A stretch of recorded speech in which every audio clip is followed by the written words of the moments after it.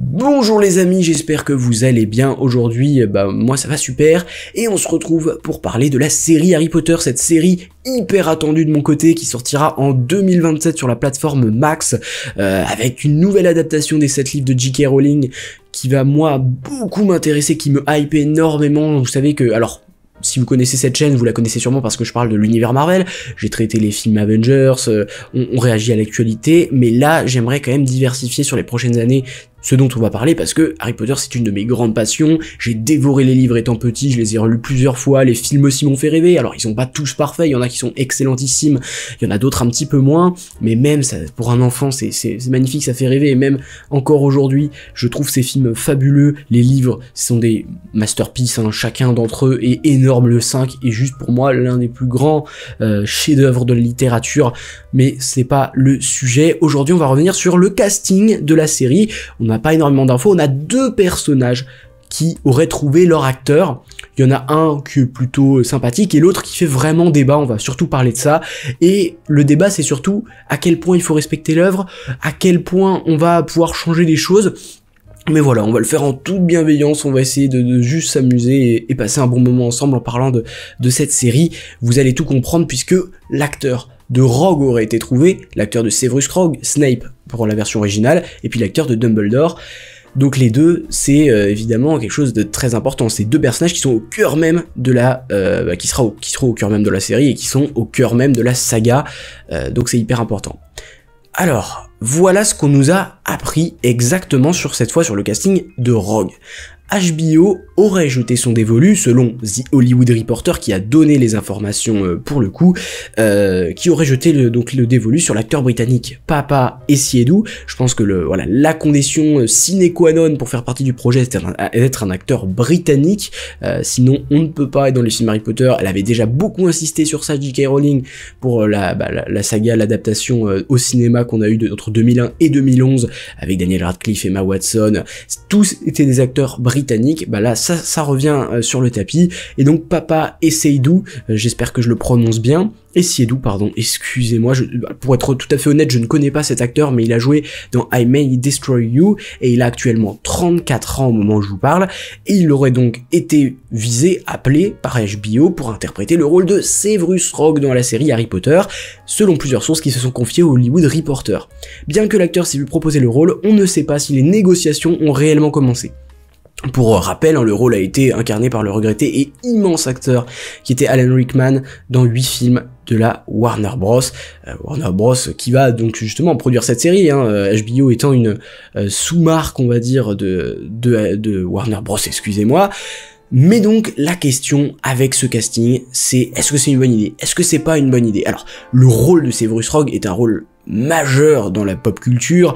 Beaucoup le connaissent aujourd'hui, en tout cas tous ceux qui connaissent la saga Harry Potter connaissent Severus Rogue, il revient souvent parmi les personnages préférés des Potterheads, et c'est vrai que c'est un personnage, peut-être même le personnage le plus profond, le plus complexe, le plus mitigé, qui a ces 2 faces, on sait jamais si on peut se fier à lui ou pas, et la finalité de ce personnage est juste géniale, enfin c'est tellement bien écrit, c'est peut-être le personnage le mieux écrit de la saga Harry Potter. Et surtout, ça se fait tout en délicatesse. Ça se fait, on peut pas le voir venir tout ce qui se passe avec ce personnage.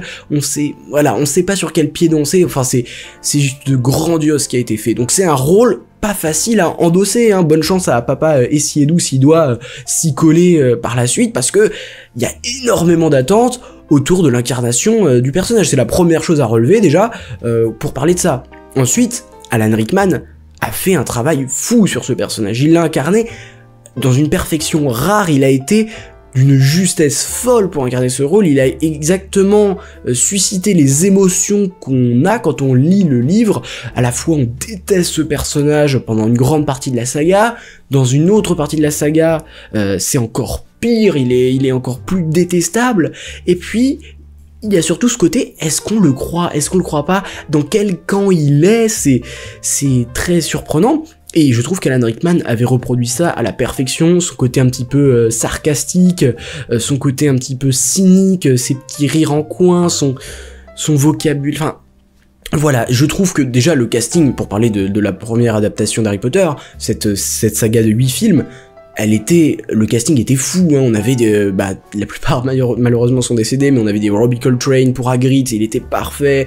On avait McGonagall, on avait Maggie Smith qui nous a quitté il y a pas longtemps, pareil, et puis les Dumbledore qui nous ont quitté aussi. Enfin bref, ça fait beaucoup, hein, pour les fans de Harry Potter, mais c'était des acteurs mais tellement énormes, ils ont tellement donné à cette saga, enfin ça a été vraiment fou.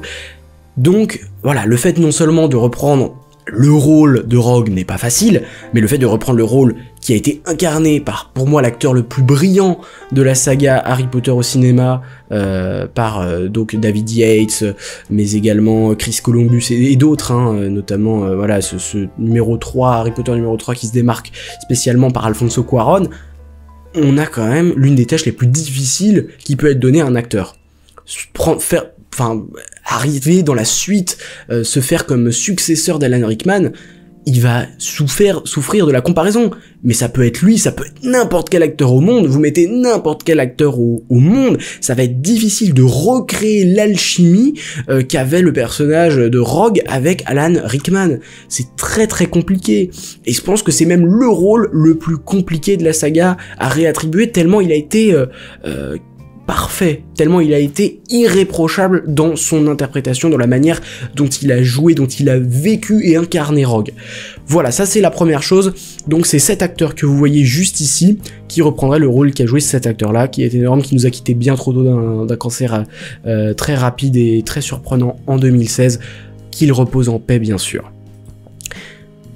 Avant qu'on revienne sur cette news qui va faire débat pour des raisons assez intéressantes, et on va voir le pour, le contre, et il y a beaucoup de choses à dire, il y en a un acteur un petit peu moins surprenant pour le coup. On s'attendait à un acteur de cette tranche d'âge là, avec ce vécu là. C'est un acteur globalement connu du milieu, hein, mais acteur encore une fois britannique, même si aucun acteur n'a été officiellement choisi pour jouer dans la série Harry Potter pour le moment. Mark Rylance, donc qui a 65 ans aujourd'hui, qui a joué dans Bridge of Spies, mais qui a quand même une assez longue carrière avec beaucoup de projets. Il est sur le point d'être engagé pour le rôle essentiel du sage et puissant directeur Albus Dumbledore. J'ai envie de dire, tant que l'acteur est... Encore une fois, pour être pleinement honnête et 100% franc avec vous, je ne connaissais pas cet acteur, j'ai vu qu'il avait pas mal tourné, qu'il était pas mal connu, j'ai pourtant, voilà, après peut-être qu'il a beaucoup tourné dans des séries aussi, moi je connais surtout le cinéma, à vrai dire, et puis je connais pas trop le cinéma britannique, encore une fois, pour être honnête.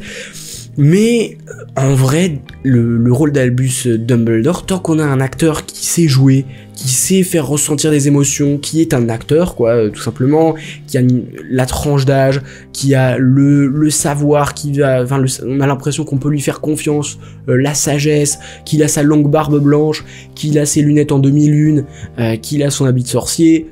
Oh, franchement, absolument tous les acteurs de cette trempe-là peuvent l'incarner. Il n'y a pas vraiment de gros... parce que il n'y a pas vraiment de gros critères incontournables pour être Dumbledore. Il faut juste avoir un certain âge, avoir cette fameuse barbe, avoir ces fameuses lunettes, et avoir cette idée du personnage avec le côté sagesse, le côté... recul, intelligence, mais pas personnage si simple que ça, hein. C'est un personnage qui peut être... beaucoup moins admiré que Rogue, et qui pourtant dans les livres est aussi complexe que ça, et surtout dans le set où Harry découvre qu'il ne connaissait peut-être pas si bien que ça Albus Dumbledore, que toute une partie sombre de son directeur préféré, qu'il a presque pris comme son père, comme son mentor, avait des défauts, avait un passé qui était pas forcément exceptionnel, qui avait des failures, qui avait énormément de profondeur, qui avait des démons en lui, qui a participé quand même à la mort de sa sœur. Enfin, c'est tout un tas d'histoires qui nous ont été très peu racontées dans les films, que les lecteurs connaissent bien sûr, et qui seront très intéressantes à montrer dans la série. Tout un tas d'arcs, hein, mais on peut penser à des scènes toutes simples, hein. D'ailleurs, c'est tout l'intérêt de la série. Certains disent, mais pourquoi, ça sert à quoi? des petites scènes simples qu'on nous a jamais montrées. Par exemple, l'intro d'Harry Potter 1, le livre, même si pour moi l'adaptation en film était excellente, mais par exemple cette scène où Vernon au début du film voit qu'il y a des gens bizarres dans la rue, enfin pas du film du coup mais du livre, il comprend pas, il voit des gens avec des capes, il a l'impression d'halluciner, il entend le nom de Potter qu'il connaît, enfin toute cette partie-là est exceptionnelle dans les livres, et une scène pareille avec, il travaille dans une entreprise il me semble de visseuse ou de bricolage, et il est dos aux chouettes qui passent dans, enfin tout ça dans une série peut être très très cool. Des personnages qu'on n'a pas comme Peeves, comme certains professeurs, certains cours, toute l'atmosphère de Poudlard aussi avec justement ces cours absents, je pense à l'histoire de la magie avec un fantôme dont tout d'un coup le nom m'échappe. C'est assez génial, mais plein de cours qu'on n'a pas forcément, des petits arcs, la libération des elfes de maison, tout ça fait que Harry Potter, la saga, tous les écrits, on a l'impression qu'il n'y a que la moitié, voire 25% qui a été utilisé dans les films. Pour ceux qui ont lu, vous comprendrez que on peut et on a droit à une nouvelle adaptation plus fidèle, mais on va y venir tout simplement. Alors, on revient, on fait des allers-retours, et Siedu, si lui il obtient le rôle, ça correspond à la politique. Donc là je reprends ça de l'article de The Hollywood Reporter, hein. Tout ce que je vous ai dit, tout ce qui est les textes qui sont marqués sont issus de The Hollywood Reporter. La promesse de HBO, c'était de diversifier le casting, suite notamment aux nombreuses critiques qui avaient reçu la première adaptation, sur le fait qu'il y avait pas assez de diversité dans le casting, principalement des acteurs blancs, ce qui est pas tout à fait vrai, hein. Le casting n'était pas entièrement blanc. Je pense à plein de rôles, donc Dean Thomas, Cho Chang, mais plein, alors j'ai pas la liste exacte, mais il y avait quand même plus de diversité, ce qu'on tend à dire aujourd'hui. Il y a peut-être une réécriture quant à ça, il faut regarder la saga pour comprendre. Il y a pas... Alors oui, c'est pas les rôles principaux, et là je suis d'accord, et là je rejoins le fait que il manquait peut-être de ça. Après il y a un contexte précis, mais on va y revenir peut-être après, ou pas, on peut en parler maintenant. Le contexte de l'écriture des livres, c'est le contexte de l'époque même, et Harry Potter c'est ancré dans une époque, c'est entré dans les années 90, hein. La première année de Harry à Poudlard c'est de 1991, et le dernier livre s'arrête en 97. À l'époque, il y avait peut-être pas autant de représentation de communautés, mais que ce soit n'importe laquelle, hein, noire, indienne, asiatique, au Royaume-Uni, c'était peut-être beaucoup plus classique, beaucoup moins ouvert d'esprit, mais ça représente plutôt bien, je trouve, la société de l'époque au Royaume-Uni. Déjà, rien que les universités comme le prétend être Poudlard, on n'a pas l'impression que ce soit très inclusif à l'époque déjà. Donc moi ça m'avait pas tant gêné, mais on peut comprendre effectivement que ça manque de représentation, qu'un enfant ne se retrouve pas dans les images qui sont montrées, ne se retrouve pas dans les personnages, et ça je le conçois tout à fait, et c'est quelque chose qui doit être changé. Je pense qu'il y a plein de personnages qui peuvent changer de visage, qu'on voit pas toujours les mêmes types de visages, toujours blancs, toujours forcément masculins, même si on a quand même, au niveau masculin-féminin, je trouve un bon partage, même si c'est pas parfait dans Harry Potter. Pourtant c'est écrit par une femme qui est J.K. Rowling, on peut la critiquer. Moi personnellement, je rentrerai pas dans ce débat, parce que je pense que j'ai un avis très impopulaire concernant J.K. Rowling, donc je vais m'abstenir, et puis je pense que ça intéresse pas grand monde. Moi ce que je parle c'est de Harry Potter, pas de la personne qui est derrière, même si elle a énormément influencé tout ce qui s'est fait autour, et elle va le faire encore sur les prochaines années. On est d'accord, on n'est pas d'accord, ce n'est pas grave. Mais le but de diversifier plus le casting, ça peut être un choix contestable, parce que, et on va y revenir juste après, on nous a promis une série très fidèle au livre. Et le problème, parce que diversifier le casting, c'est une très bonne chose, c'est une excellente chose, et c'est la chose à faire. C'est vraiment, s'il y avait un truc à changer par rapport à la saga précédente, c'est bel et bien ça. Mais attention, parce que à ne pas, on va dire, dénaturer l'œuvre qu'elle a écrite, parce qu'il y a des descriptions très précises des personnages dans ses œuvres, que parfois, malheureusement, ils sont majoritairement blancs. Voilà, est-ce que c'est une bonne chose? C'est sûr que c'est quelque chose, c'est un sujet à débat, et je le comprends tout à fait, parce que c'est l'un des principaux problèmes qu'on peut y trouver. Mais le fait de diversifier le casting, c'est la chose à faire, et ça va être fait, je pense, ça va être fait très bien. Est-ce que le personnage de Rogue en particulier doit être incarné par un acteur noir? C'est la question qu'on se pose. Moi, je n'ai absolument rien contre cet acteur, et je vous le dis, je le connais pas. Moi, je n'ai absolument rien contre. Le fait aussi qu'on ait eu une excellente interprétation d'Alan Rickman, un acteur blanc qui a tout donné dans le rôle, on pourrait changer, avoir tout à fait une autre interprétation, mais même le fait aussi que on n'est pas forcément les mêmes traits physiques, peuvent aussi, voilà, on a eu déjà quelque chose, pourquoi pas partir sur un contre-pied, avoir un personnage, parce que n'importe qui peut avoir le caractère de Rogue. C'est pas un physique, Rogue, c'est clairement une essence de un être humain, quoi. Mais le but, la question, c'est est-ce que ça doit coller au livre? Parce que c'est vrai qu'un personnage, son physique dit beaucoup sur ce qu'il est, que ce soit notre poids, que ce soit nos couleurs de yeux, que ce soit notre couleur de peau. On va pas se mentir que, dans une certaine mesure, ça définit notre identité. Que moi, par exemple, je me ressens blanc parce que je le suis. Mais ça fait partie de mon identité, malgré tout, que je le veuille ou pas.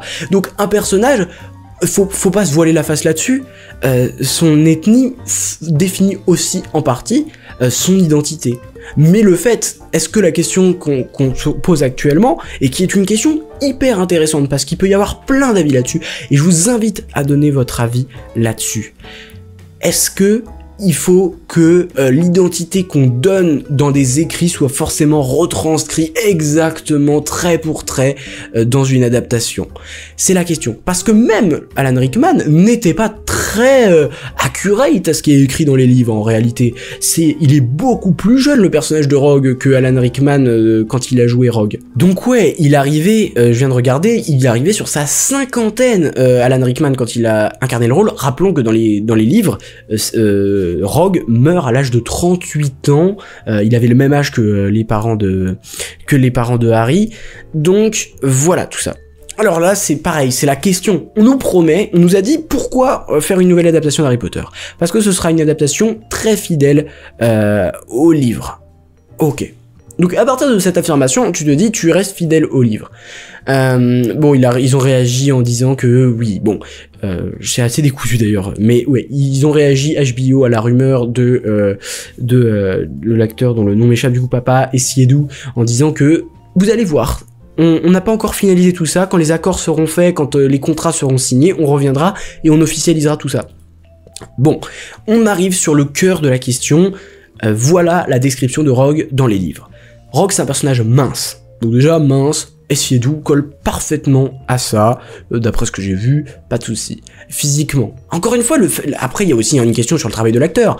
L'acteur peut tout à fait changer de... On l'a vu avec Christian Bale, on l'a vu avec d'autres, changer de... se mouvoir dans le personnage. Le problème, c'est qu'il a le teint cireux. Alors, teint cireux, c'est un teint très jaunâtre. C'est blanc, mais blanc-jaune.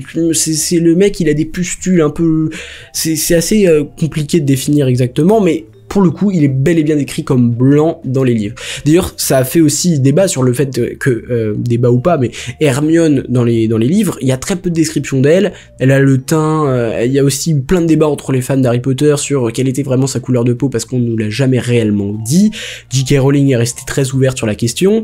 Pareil, c'est pas grave. Mais ça, c'est pas grave du coup, que Hermione soit noire, il y a aucun souci, parce que du coup, on n'a pas trop de description, ça change rien au personnage. Pour ce qui concerne Rogue, c'est un petit peu plus compliqué, parce que il a une description assez précise. Ça, c'est une question ouverte que je vous pose. Est-ce que ça vous dérange qu'on soit pas fidèle au livre, alors qu'on nous dit qu'on le sera, et que ce sera la différence fondamentale avec l'œuvre précédente, même si l'acteur peut très bien l'incarner malgré tout, que son interprétation peut être très pertinente malgré tout, même si physiquement il ne colle pas au personnage, et donc on appréciera forcément si l'adaptation, si l'incarnation du personnage est réussie, on appréciera ce qui a été prêt et ce qui a été fait et le travail de l'acteur dessus. Mais est-ce que faudrait pas prendre l'acteur pour, entre guillemets, c'est horrible ce que je dis, mais pour son physique. C'est vrai qu'on a beaucoup changé, on va dire, au cours des dernières années de perception de la chose. Je me souviens, je sais pas si vous connaissez l'adaptation de Tintin au cinéma, là, il y en a eu une, Les Oranges Bleues, etc.